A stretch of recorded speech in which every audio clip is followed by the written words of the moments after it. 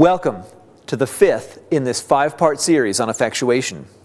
To help bring together the four principles we've already talked about in this series, I'd like to tell you a story. It's a story about a man named Ingvar Bergqvist. Ingvar grew up in the central part of Sweden, and when he was studying and getting an education, he learned about the environment and he studied engineering. And when he graduated from school, he took a job at a large mining company in Kiruna, which is in the northern part of Sweden. And I'll let him start the rest of the story for you. The most boring part of working in a mine company was that you have a number, my number, what do you call it, anställningsnummer, your employee number. Employee number. Yeah. I had 3,717 or something, I think it was that. Mm-hmm. That was before your name. So they were calling me 3,717 Bergqvist, not my name. And I couldn't understand that. I was thinking of it often. Mm-hmm. So, and then when you are in such big company, you also see things like those guys there, they are mostly doing the tip. Mm-hmm. On Fridays, and they were not working. Mm-hmm.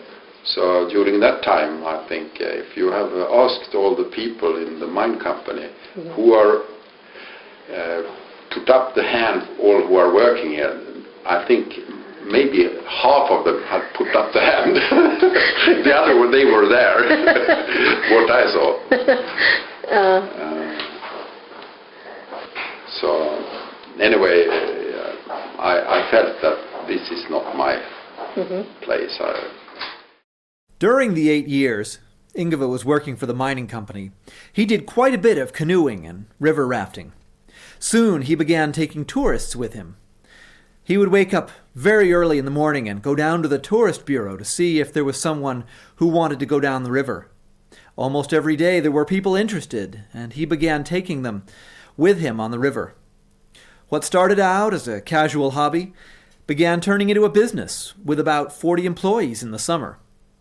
As part of growing the tourist business, he also entered the restaurant business with full-time employees. However, the seasonality of the venture continued to nag at him. We tried to find out mm-hmm. something even for winter. Mm-hmm.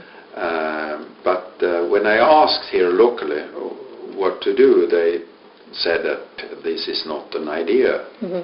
because Jukkasjärvi is too cold and too dark, and no reasonable person will go there, mm-hmm. they said. And for me it was something else, because I like snow, I like skiing, I mm-hmm. like cold climates is fresh for mm-hmm. me. I like light. Mm-hmm. We have so beautiful yes. light. Mm-hmm. So fantastic light, and even the northern light. And now we're going to have the full moon, and I love that. Mm-hmm. I love skiing when it's full moon. It's mm-hmm. fantastic. You can see your own shadow, and it's night. Mm-hmm. It's fantastic. All the time I see that mm-hmm. and enjoy it. So locally I didn't get any help mm-hmm. for finding tourists during winter, because the tourist office was closed during winter and they didn't believe on it. Mm-hmm. So I tried to find guests from other countries. In his quest for finding something to do during the winter, Ingvar visited Alaska and Japan. In Hokkaido, Japan, he attended an ice festival and met the artist Aoki and invited him to come with Ingvar to Sweden. Aoki and other invited artists came and created a small workshop where they could show what they were doing working with ice. The workshop received a lot of press. About 14 artists, including locals, came to Jukkasjärvi on a Friday at the end of November and began working through the weekend, getting ready for an ice art exhibition scheduled for Monday. Local people also came and began taking photographs as the artists sculpted eagles and reindeer out of the ice Ingvar and his people cut from the frozen Turna River nearby. There was growing excitement at the beauty of the art, the skills of the sculptors, and the interest of all who stopped by. Ingvar describes that Sunday evening and what followed. The evening was cold and clear, and I was working here. I had a family during that time. I started. So we were watching it, and we were so impressed, so happy. It was so beautiful. People were photographing it all the time, local people here in the village. And the next morning when I wake up at 6 o'clock, I heard something strange. I couldn't believe it, but it was raining. It was raining, and it was plus 7 degrees. It's true. I was making coffee, and I felt, what will happen with that ice? And our course started at 11. So when I came down here, two of my vaktmästare who were working here, they were standing with press. They have above the ice arch, so it shouldn't rain on it. And they asked me, what shall we do? It's terrible weather, and it's going to be destroyed. And I told them that that's something we can't do anything about. So let it rain. And I remember also when the artists came here at 11, then the reindeer lay down like this. It was destroyed. And I was thinking, what are we doing? We try to preserve something who belong to nature. Let it be destroyed and make something new when it's destroyed. So we invented that feeling that day. What they made new was Ice Hotel. It is a business that is the embodiment of Ingvar. It is constructed each winter from ice, from the Turna River, where he runs rafting trips and employs skills learned during his ice sculpting workshop. Today, Ingvar provides clients a wholly unique experience in Swedish Lapland, including ice fishing, getting married in an ice chapel, or simply marveling at the art, which is the Ice Hotel itself. When it rained on Ingvar Bergqvist's ice sculpture exhibit, there was more than one way to deal with the unpleasant surprise. Ingvar could have gone back to the mines, or to the summer canoe job. His employees could have seen the madness in a project that was so weather-dependent and cut their losses.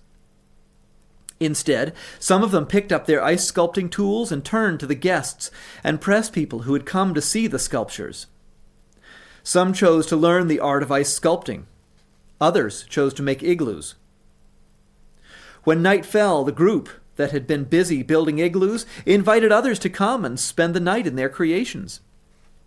Contrary to what they imagined, it wasn't cold in the igloos. And it was not dark. In fact, the light coming through the ice made it shimmer in a translucent manner that was almost magical in its quality.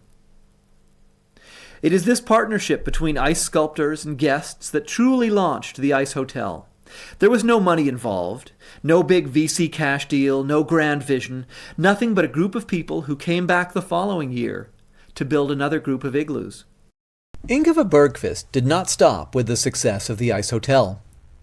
This first round of creating what he describes as sustainable, life-enriching moments provided him with new means.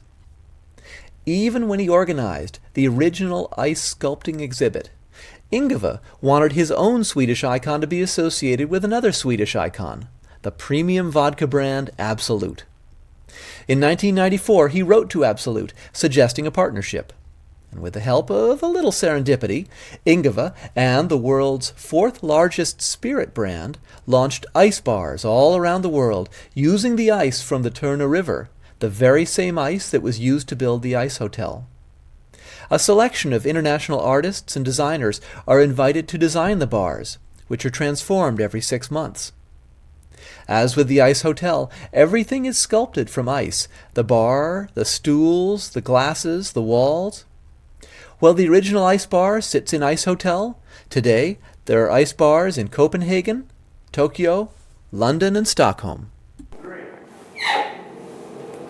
So, starting with his means, never taking more risk than he could afford, working with partners to co-create the future, and incorporating surprise into his actions, Ingvar Bergqvist shows us the complete cycle of effectuation. He shows us that effectuation can even warm the coldest Swedish winter, and he shows it to us from start to finish. The question to you is, are you ready to start?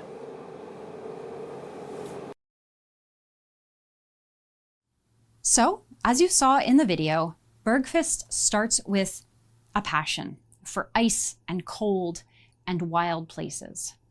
And he knows he wants to do something entrepreneurial and fumbles around to find others who share his love of ice and cold and wilderness. And this was actually a complete disaster, but he used the surprises that he found along the way to identify a key insight. The insight that he identified through his surprises and failures is that ice is transient, and that's part of what makes it interesting to people. He starts talking to other like-minded individuals who think ice and cold are worth traveling for.